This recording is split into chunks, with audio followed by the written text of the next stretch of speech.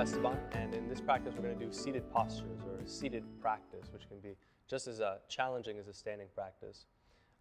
Be mindful of the lower back and the knees, so we never want to compromise the integrity of the joints in order to come into deeper poses and modify as you need. Let's begin laying flat on our backs in Shavasana just for a few breaths.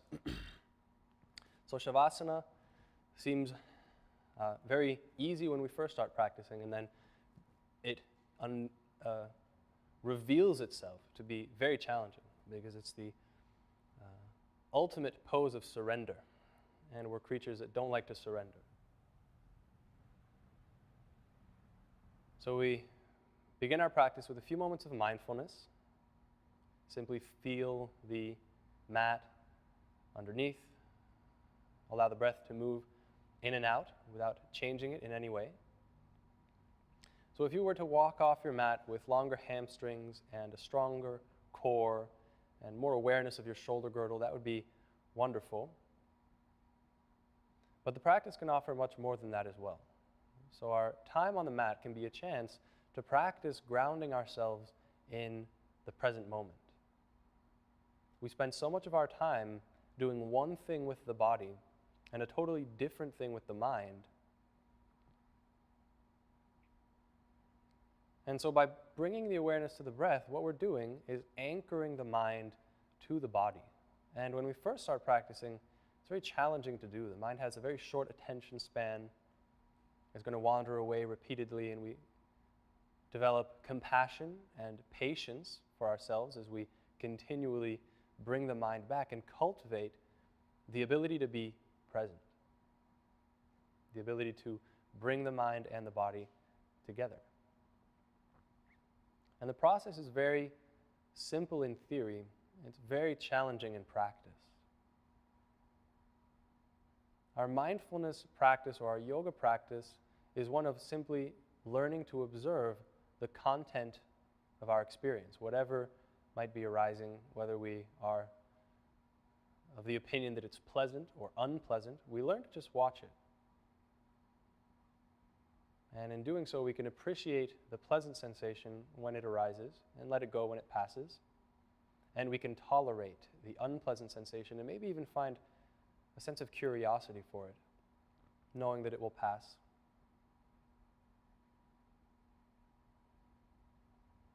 So we've allowed the nervous system to cool off a little bit, transitioning onto our mat, prepared for the practice. Take a few deep breaths and become aware of the spine. So the central channel, the skull, the neck, the rib cage, the lower back, the tailbone, the hip girdle, everything goes through there.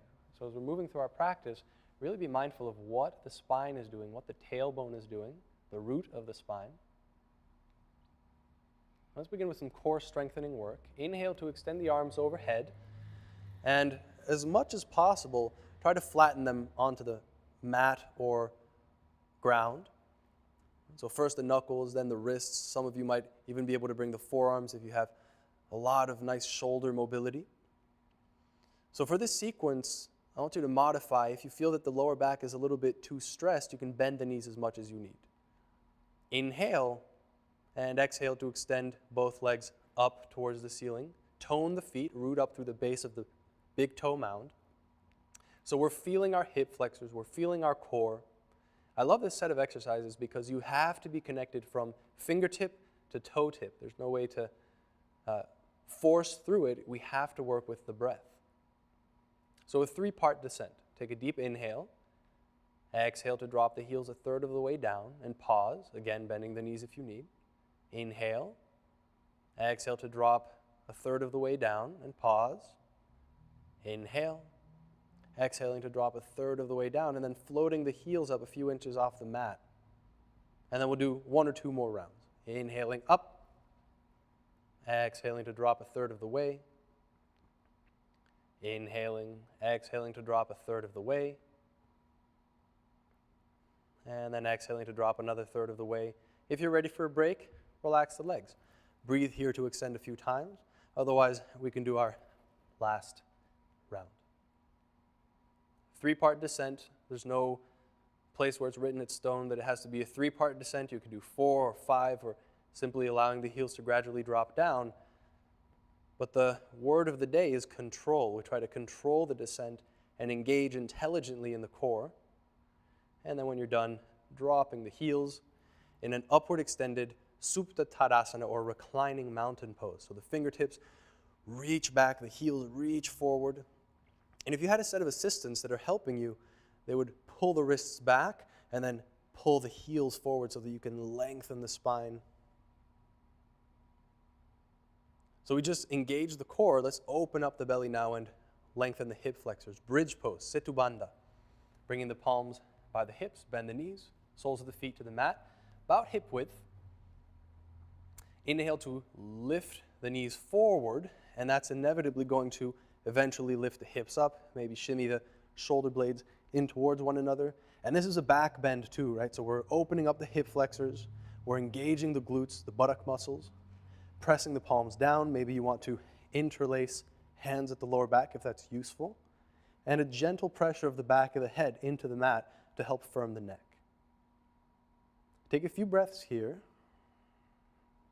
Notice if you're holding unnecessary tension in the neck. One more deep breath in. And exhaling to drop the spine back down to the mat and squeeze the knees to chest. And just maybe 15 to 30 seconds of free movement. So you can maybe rock side to side, happy baby variations, hooking onto big toes or the outer edges of the feet. And I find that this is really nice to just massage the muscles of the spine. Checking in, maybe a couple of twists, knowing that we're not spending too much time here, so not getting lost in the twists, but just checking in with the lower back and tailbone. And let's do a little bit of core strengthening. Roll onto your right side for a side plank. Forearm is a good variation. Lifting the hips up. If you need to bring one foot down for support, you can do that. If you feel that it's comfortable for the wrist, you can do that as well. So side plank, first finding the lift in the right side body, then extending the arms up. And again, playing around with variations. You know it's time to modify when the breath is very impacted. So if you have a hard time relaxing in the pose, if you have a hard time breathing steadily in the pose, time for a different variation. Let's do the second side. Bringing left hand down or left forearm, rolling onto the outer left edge of the foot and extending right arm. So continuing to breathe here, firming the left side body, but not overly tensing the left side body. So we have to find a balance, even in these strong poses, between engagement and softness. So being able to breathe and stay calm in the pose. At the end of a few breaths, moving aside any props that you might have, dropping the knees, and coming to Crocodile Pose, Makarasana. Forehead on top of stacked hands, and then breathing. So we're going to do some back bends. Always check in with the lumbar spine. Always ask for permission from the lower back. And if it feels that the lower back is not okay with it, moving a little bit more slowly or stopping the back bends altogether. It's not worth compromising the safety of the spine. You can always check in by bending the knees and windshield wiping the legs side to side. So our first back bend we're going to do is an Ashtanga version of Locust Pose, Shalabhasana. The feet come together, the tops of the feet press heavy to the mat, hands reach back, forehead to center, knuckles to the mat, palms face up. Inhale to press through the top of the foot, exhale to lift up through forehead, chin, and chest. It can be tempting to want to lift the gaze forward, but that's not really interesting because the neck is already mobile. What we want to do is strengthen the back core. So by bracing the shoulder blades in towards one another, we're retracting the shoulder blades, we're dropping them away from the ears, and an option to lift the hands up. And if it's intentional, sometimes the legs just kind of float up. If it's intentional, you can lift the legs up as well. And one of my teachers would tell us to do our back bends on our belly on an A4 piece of paper. So imagine that small surface. How can you brace the back body? But can you continue to breathe? So very common to kind of clench the jaw and hope the pose ends soon. Take a deep breath in and exhale, drop to one side, and just enjoy a nice massage to the neck muscles. Shimmy the hips around a little bit. If it's too much on the neck, extend the arm of the side that you're looking towards overhead, and that'll just take some of the rotation out of the cervical spine, out of the neck. Very mindfully switch sides. So we don't practice to be strong, and we don't practice to be flexible. We practice to be strong when we need to be strong, and flexible when we need to be flexible. So in these poses, when you have a chance to catch the breath and relax the body, do that. Don't be holding on to the pose we just did or anticipating the next back bend we're going to do. Just relax and breathe. And oftentimes, it's more difficult to relax than it is to engage. Let's do our second back bend. Locust pose, Shalabhasana, with the hands under the shoulders variation. And in general, if you want, you can step the feet a little bit wider apart, and that'll give you more room in the tailbone. Inhale, exhale to lift forehead, chin, and chest off the mat. Beware of the shoulders that want to bully the ears, right? Take over the neck. Don't allow that to happen. The shoulder blades drop down the spine, move in towards one another. Maybe this is plenty of work, right? Really engaging the upper arms. Maybe the hands float up, and so we're well braced in the back body. Now, of course, there's going to be a back bend in the lower back. That's just inevitable. That's the place where the spine most easily wants to back bend, but don't let the lower back monopolize the back bend. Lift up into the rib cage. Find that engagement that gives you height. Take a deep breath in and exhale. Bring the forehead back onto the hands, and you can always shimmy the hips around, tilt and tuck the tailbone, windshield wipe the knees. Anything that feels interesting to explore in the legs, pedaling the heels back and forth.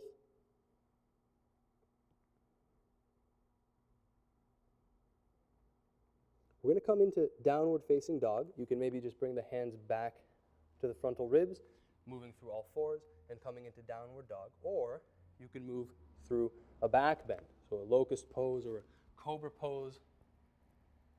Right? Same as before, dropping the shoulder blades down, letting them lift the chest forward, and then exhaling to tuck the toes and press the hips back and up into a very, very liquid downward facing dog position.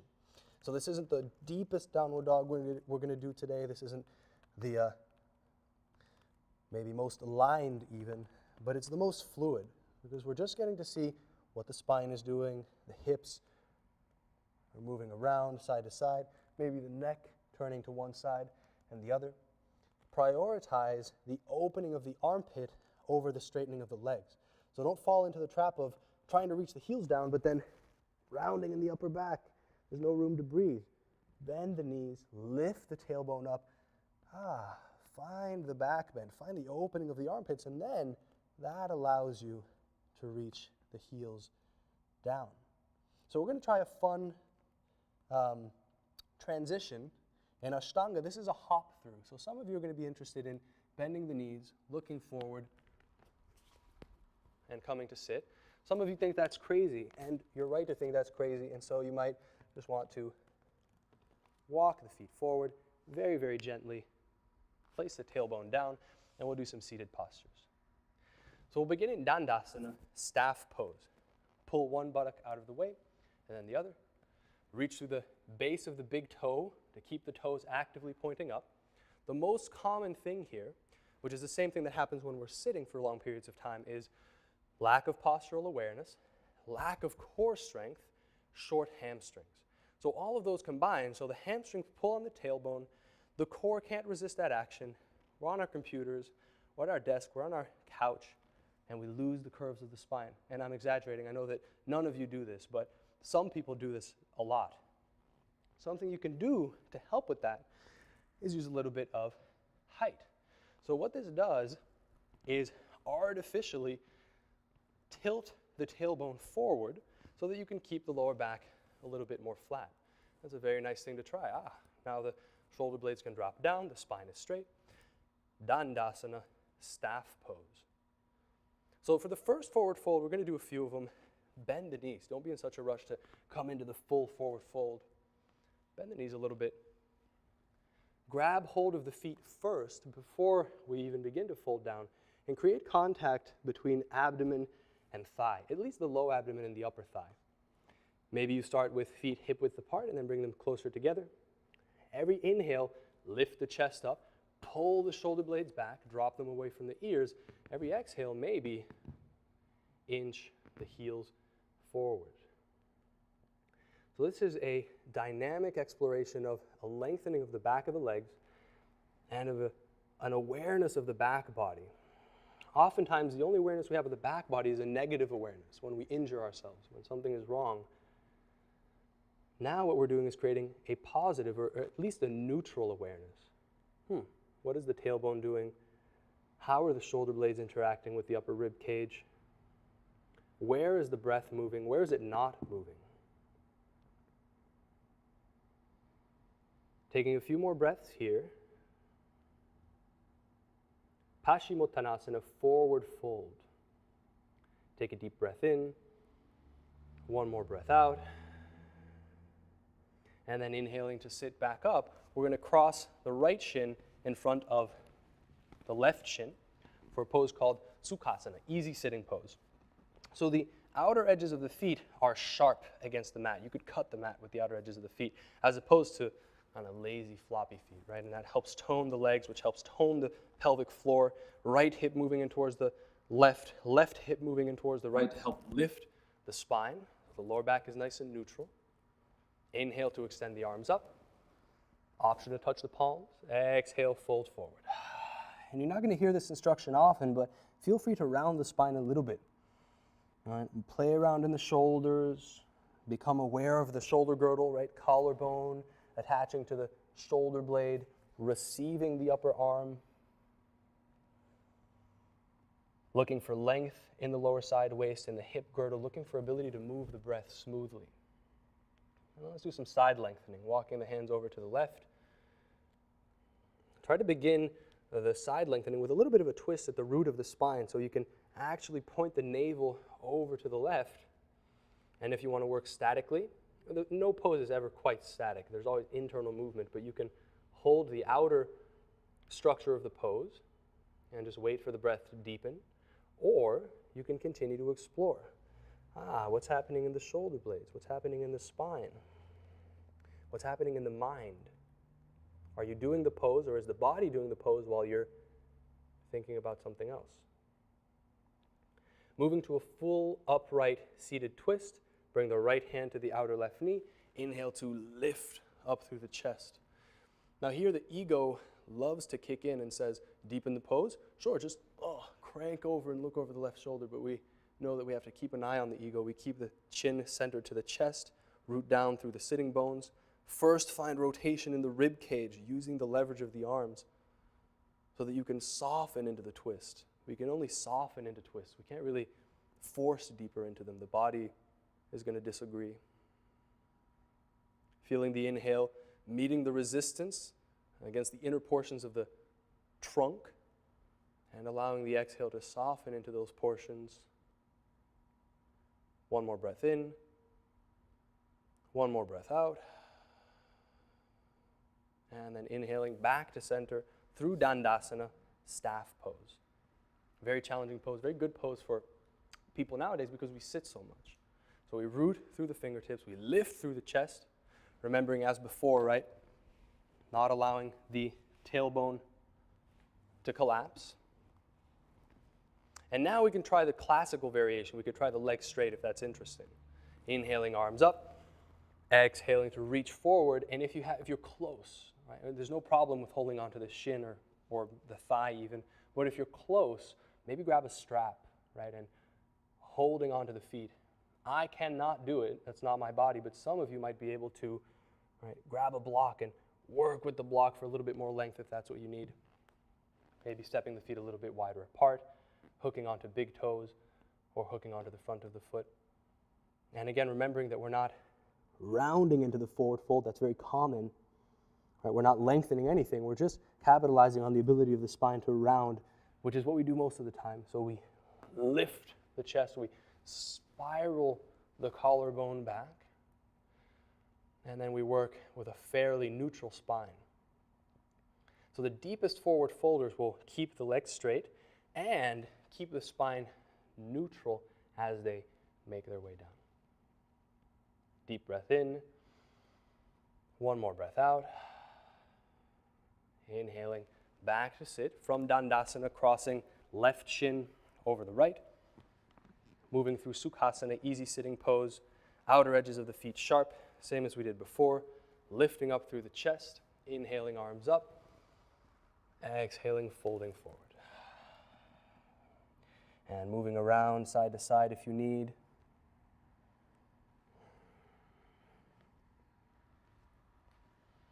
Continuing to stay with the breath. Very easy for the mind in these slow poses to try to make you believe that you don't need to be working as hard as our standing poses. But of course, that's absolutely wrong. The work of cultivating focus is still there. The exploration of the body is still there. And let's do some side lengthening. We did the left side last time, so let's do the right side. Opening up in the right side body. Maybe you're interested in exploring the side lengthening action. Maybe what you're interested in exploring is more of a twist. So we keep always, at least I like to keep, always a degree of fluidity in the pose. We don't ever back ourselves into a pose where there's no room to move from. And so we always want to be able to continue to explore, even if it's just small amounts. And then our full upright seated twist, hand comes to the outer right knee, right arm for support. And if you need, if you have a block and you feel that the hand has a hard time coming down, you can, of course, use the block. Drop the shoulders away from the ears.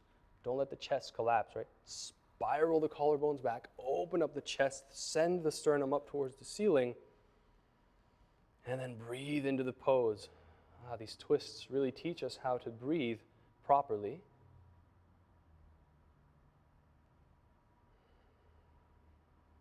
Just a few more breaths.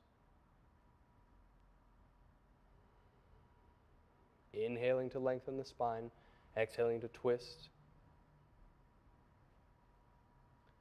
And a final breath in, final breath out, and then inhaling to come back to center. Extend the legs forward again through Dandasana. Bend the left knee, step the foot to the outer right knee. Some of you are going to be happy to work here. You can just hold the outer left knee with the right hand and pull the chest up.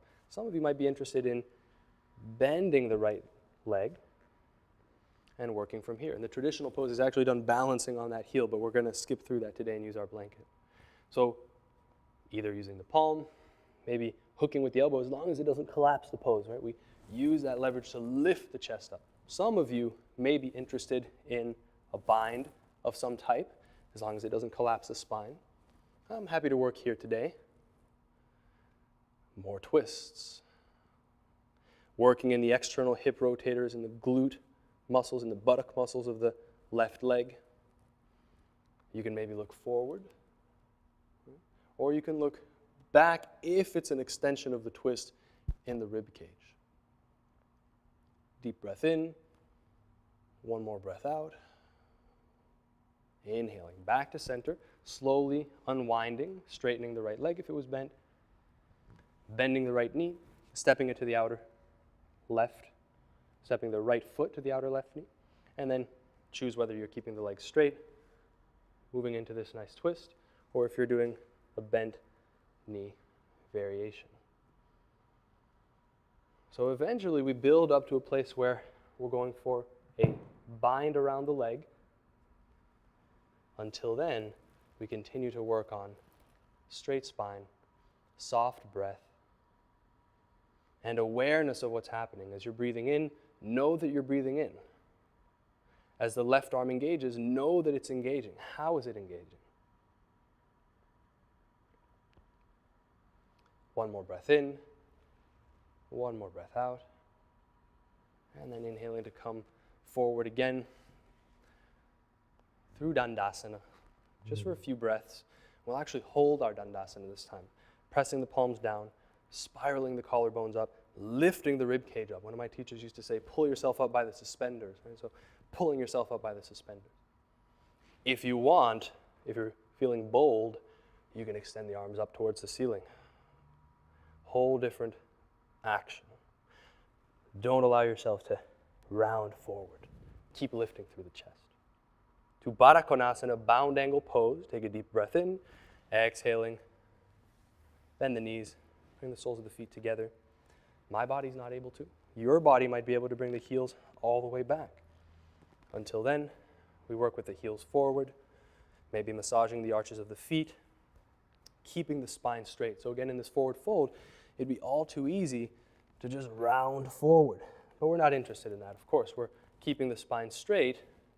And so any forward folding action that comes from the mobility of the hips. And as you drop down, you can massage the inner thighs a little bit, maybe encourage an openness with the outer elbows. And if you're looking forward, it happens from the spotlight that's on the chest, that you're shining forward. We're not cranking the neck up. That's not interesting. Deep breath in. One more breath out. And then inhaling to come back up. Remove any height that you might be sitting on. Come to lay flat on your back.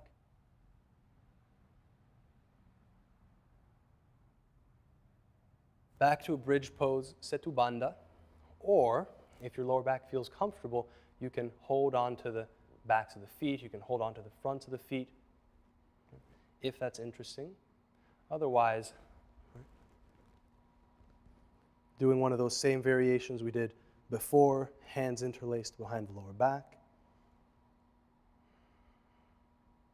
Relaxing the muscles of the face, feeling the back bending action of the chest.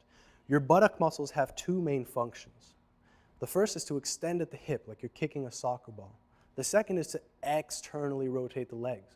So we counteract that action by firming the knees in towards one another.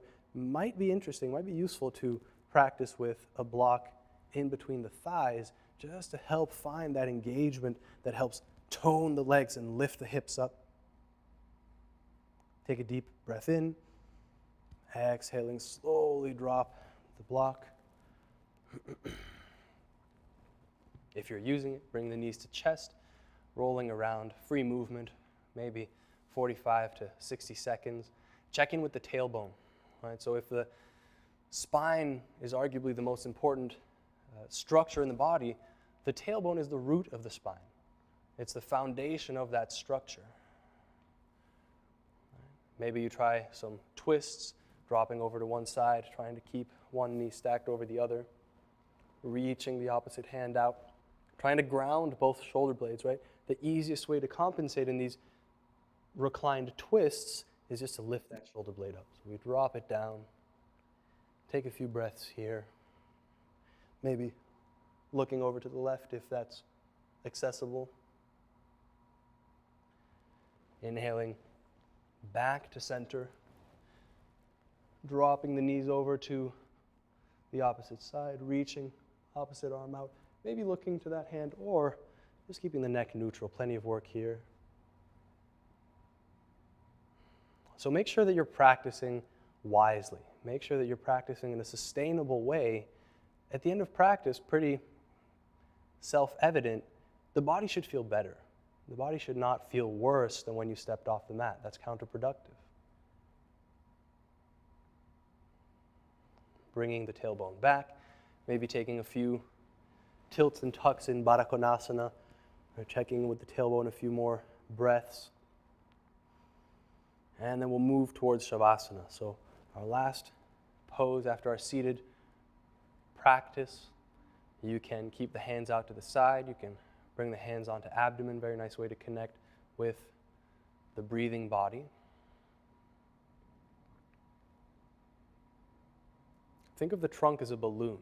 And as you're inhaling, the balloon is inflating front and back, side to side, up and down. And notice the places where the breath doesn't want to move. Notice the places where the awareness doesn't want to move.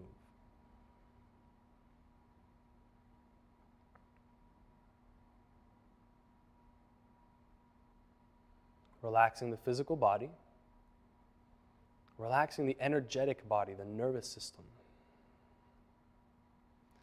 and then relaxing the most challenging layer to relax, which is the mental body.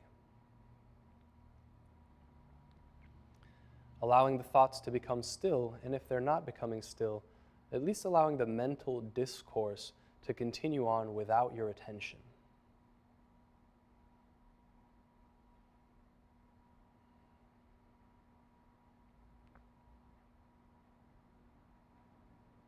So that concludes our seated practice. Stay in Shavasana, breathing for as long as you'd like.